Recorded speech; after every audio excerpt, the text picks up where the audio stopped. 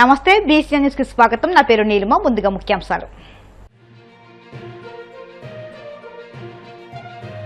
మహానాడు వేదికగా మహిళలకు 33% రిజర్వేషన్ ప్రకటించడం చరిత్రాత్మకమన్న హోంమంత్రి అనిత. సీఎం చంద్రబాబు హయాంలో మహిళలకు ఆర్థిక గౌరవం పెరిగిందని వ్యాఖ్య.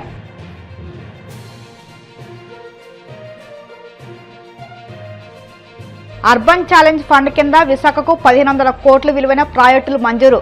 పట్టణాన్ని అభివృద్ధి పదంలో మరింత ముందుకు తీసుకెళ్తామన్న ఎంపీ శ్రీభరత్.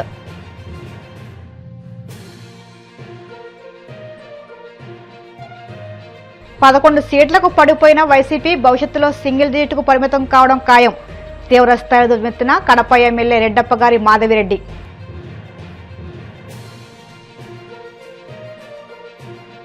డిఎస్సీలో అక్రమాలు జరగకపోతే సీబీఐ దర్యాప్తు లేదా హైకోర్టు సిట్టింగ్ జడ్జితో విచారణ జరిపించడానికి ఎందుకు భయపడుతున్నారు? మాజీ మంత్రి కాకాణి ధ్వజం.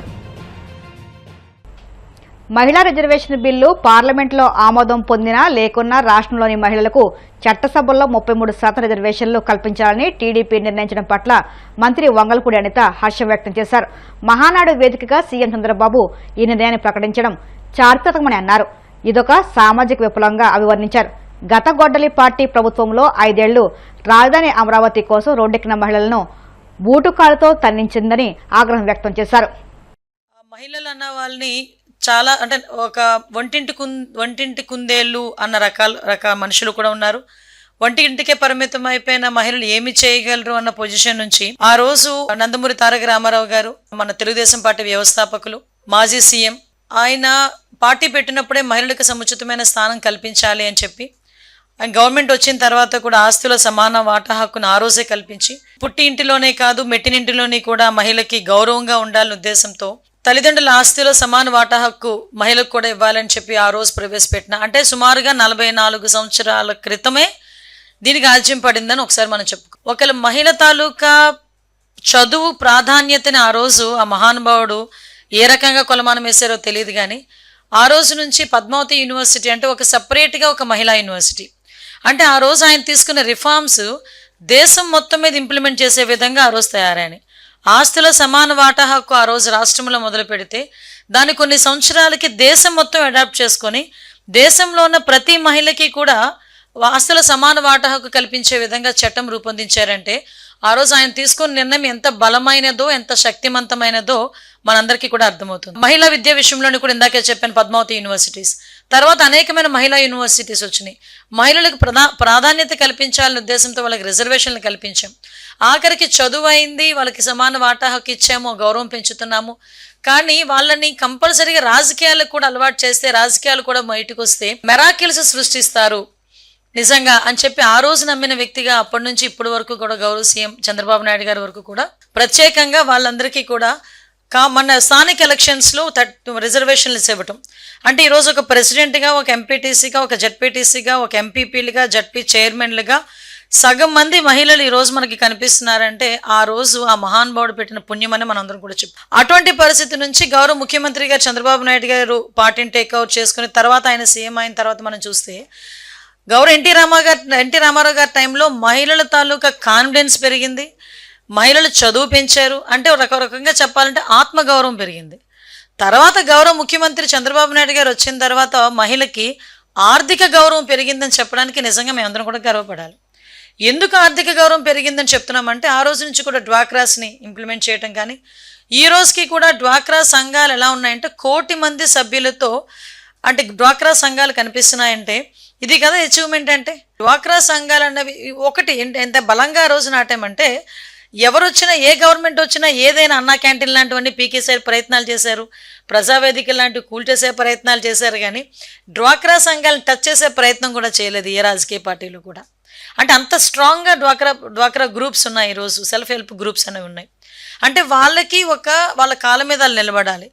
ఇటువంటి నేపథ్యంలో మనం కొంచెం బాధపడాల్సింది, కొంచెం ఇబ్బంది పడాల్సింది ఏంటంటే ఈ మహిళలకి సంబంధించి ఒక మహిళా రిజర్వేషన్ బిల్లు చట్టసభల్లో మహిళలకి 33% రిజర్వేషన్ ఇవ్వాలి అనుకున్న బిల్లు 30 సంవత్సరాలుగా కూడా అంటే వస్తుంది వెళ్తుంది ఏదో దోబూచులాట్లాగా ఆడి ఆఖరికి మొన్న ఇంప్లిమెంట్ అవుతుంది అని దేశంలో ఉన్న ప్రతి మహిళ కూడా ఎదురు చూసిన క్షణాన్ని కూడా ఒక్కసారిగా నీరుగార్చిన పరిస్థితి. అయితే దాన్ని ఈరోజు మహానాడు వేదికగా గౌరవ ముఖ్యమంత్రి గారు, అదేవిధంగా ముఖ్యంగా మా working president, central working president మంత్రి గారు, మన నారా లోకేష్ గారు ప్రత్యేకంగా దీని మీద నేను మహానాడు కార్యక్రమం కూడా ప్రత్యేకంగా మహిళలకు అంకితం చేస్తున్నామని చెప్పి, ఆ మహిళలకి సంబంధించి మహిళా రిజర్వేషన్ బిల్లు వచ్చినా రాకపోయినా మా పార్టీ ఒక సిద్ధాంతం తీసుకుంటుంది. దాంట్లో మేము చట్టసభల్లో మేము ఎవరికైతే సీట్లు కేటాయిస్తామో ఆ సీట్లలో 33% రిజర్వేషన్ మేము మహిళలకు ఇస్తామని చెప్పి ధైర్యంగా అనౌన్స్ చేసిన ఏకైక పార్టీ తెలుగుదేశం పార్టీ. సో దీనికి నిజంగా చాలామంది అంటే లోపల ఎలా ఉన్నా బయట మాత్రం కొన్ని పరిస్థితుల్లో వాళ్ళు మాట్లాడాల్సి వస్తుంది. కానీ నేను చెప్తున్నా, ఈరోజు ఎవరైనా ఏ పార్టీ వాళ్ళు అవనేయండి, మనం అబ్జర్వ్ చేసుకుంటే రాజకీయంగా ఫస్ట్ ఎన్నికల ప్రచారానికి వెళ్తున్నాం అనుకోండి, అక్కడ మహిళల గ్రూపు, ఇక్కడ పురుషుల గ్రూపు ఉందనుకోండి, అభ్యర్థి డైరెక్ట్గా వెళ్ళి మహిళ దగ్గరికి వెళ్తాడు, అమ్మ నాకు ఓటే అంటాడు, తర్వాత అయ్యా నాకు ఓటే అంటాడు. అంటే రాజకీయంగా మహిళ ఎంత వాళ్ళకి ఒక సెంటిమెంట్ క్రియేట్ అవుతుంది మహిళ దగ్గరికి వెళ్ళేసరికి. అందులో ఒక మహిళకి చెప్తే 10 మంది మగాళ్ళతో సమానం అన్న ధ్యాస కూడా ఒక పొలిటికల్ లీడర్కి ఉంటుంది. అంటే మేము మహిళా ఓట్లతో గెలుస్తున్నామంటారు. మేనిఫెస్టో, ఏ పార్టీ మేనిఫెస్టో అయినా మహిళలకు సంబంధించిన మేనిఫెస్టో లేకుండా ఏ మేనిఫెస్టో కూడా ఉండదు. అంత మహిళలకి ప్రాధాన్యం ఇస్తున్నామని చెప్పుకునే పార్టీలు ఈరోజు ఒక స్టెప్ ఫార్వర్డ్ వేసి అందరూ కూడా ఇదే లైన్లోకి వెళ్తే ఆటోమేటిక్గా మహిళా రిజర్వేషన్ బిల్లు వస్తుందేమో, ఆటోమేటిక్గా వస్తుందేమో. దానికి ఈరోజు తొలి అడుగు వేసింది తెలుగుదేశం పార్టీ. కేంద్ర ప్రభుత్వ పథకాల అమలుపై సమీక్ష నిర్వహించేందుకు దిశ సమావేశం ఒక మంచి వేదికగా నిలుస్తుందని విశాఖ ఎంపీ శ్రీభరత్ అన్నారు.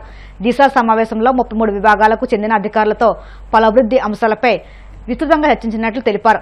అంతర్జాతీయ స్థాయిలో గుర్తింపు పొందుతున్న విశాఖపట్నాన్ని అధికారులు, ప్రజాప్రతినిధులు సమన్వయంతో మరింత అభివృద్ధి పదంలో ముందుకు తీసుకువెళ్తున్నామని ఆయన పేర్కొన్నారు. అర్బన్ ఛాలెంజ్ ఫండ్ కింద విశాఖకు 1500 కోట్ల విలువైన ప్రాజెక్టులు మంజూరైనట్లు వెల్లడించారు. మధురవాడ జోన్లో అండర్ గ్రౌండ్ డ్రైనేజీ, తాగునీటి సరఫరా, నగర నీటి పంపిణీ వ్యవస్థ బలోపేతం వంటి కీలక ప్రాజెక్టులు చేపడుతున్నట్లు తెలిపారు. ఈ ప్రాజెక్టుల పురోగతిపై దిశ సమావేశంలో సమీక్షించినట్లు తెలిపారు.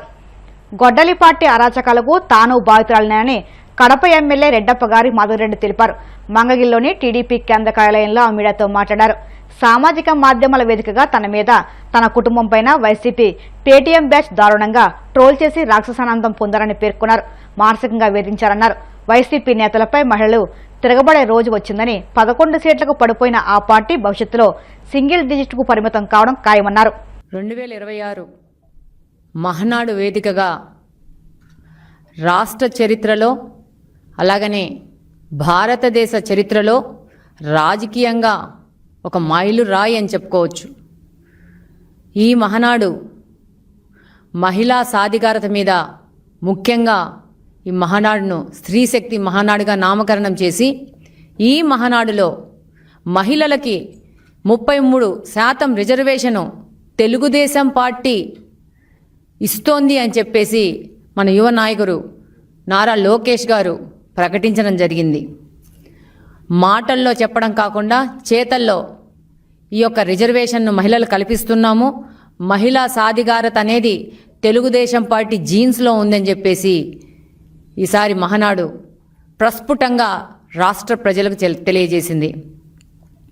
మహిళా రిజర్వేషన్లు అంటే మహిళలకు ప్రాధాన్యం పేపర్లు ప్రకటనలకే కాకుండా అది రూపుదాల్చే విధంగా ఈసారి మహానాడుని తెలుగుదేశం పార్టీ చారిత్రాత్మకం చేసింది. ఈరోజు మహిళకు రాజకీయ స్వేచ్ఛ, సముచిత స్థానం కల్పిస్తూ నారా లోకేష్ గారు, మన నాయకుడు నారా చంద్రబాబు నాయుడు గారు ఈ యొక్క ప్రకటన చేయడం వారికి మనస్ఫూర్తిగా ధన్యవాదాలు తెలియజేసుకుంటా ఉన్నాను. ఈ మహిళా రిజర్వేషను భారత ప్రజాస్వామ్యంలో చరిత్రలో చారిత్రాత్మకంగా తీసుకుపోయారు.